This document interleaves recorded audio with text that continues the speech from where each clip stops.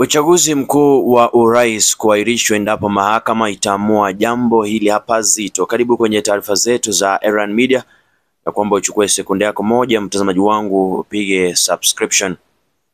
Mwanachama wa chama cha ACT Wazalendo Luhaga Mpina amesema ni muhimu uchaguzi wa nafasi ya rais usifanyike hadi mahakama ya rufaa itakapotoa uamuzi kuhusu rufaa yake aliwasilisha kupinga kuenguliwa kugombea urais. Mpina amesema anasisitiza kuwa ni muhimu sana uchaguzi wa nafasi ya rais usifanyike hadi pale ambapo mahakama ya rufaa itakapokuwa imetoa uamuzi juu ya rufaa yangu kupinga kuenguliwa kugombea urais, amesema Mpina. Ikumbuke kwamba mgombea urais wa Tanzania kupitia chama cha ACT Wazalendo Luhaga Mpina alifika katika mahakama ya rufaa kanda ya Dodoma kwa ajili ya kuhakiki nyaraka alizowasilisha kuhusiana na rufaa yake ya kupinga kuenguliwa katika kinyang'anyiro cha urais.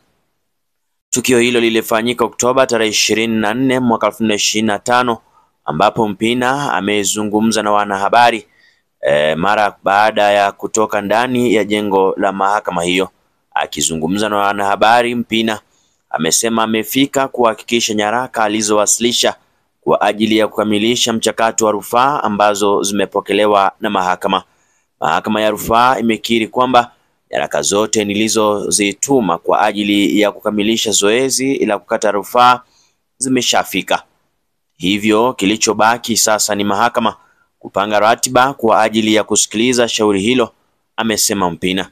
Aidha, ameelezea kuwa hatua hiyo ni sehemu ya utaratibu wa kisheria unaotakiwa kufuatwa kabla ya shauri kwanza kusikilizwa rasmi. Hata hivyo, hajafafanua undani wa rufaa hiyo, akibainisha kuwa atatoa maelezo kamili baada ya mahakama kupanga tarehe ya kusikilizwa kwa kesi. Mtazamaji wangu, haya yanajiri huku kukiwa na shutuma kali kwa Rais Mama Suluhu Hassan kwa kuendelea kukandamiza haki za kidemokrasia, haki za kiraia na matumizi ya mifumo mibaya ya uchaguzi mkuu, baada ya viongozi kadhaa wenye umaarufu akiwemo Tundu Lissu wa Chadema wa upinzani kupigwa marufuku kushiriki katika uchaguzi huo wa urais kwa kukabiliwa na kesi ya uhaini. Mtazamaji, kundi na vuguvugu la Gen Z kutoka nchini Tanzania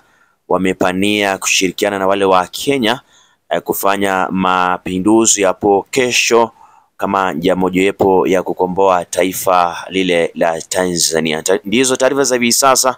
Nitakuwa narejea matukio mengine zaidi, usikwende mbali, hapa ndipo nyumbani, zidi kusubscribe. Nitakuwa narejea na matukio mengi tena zaidi.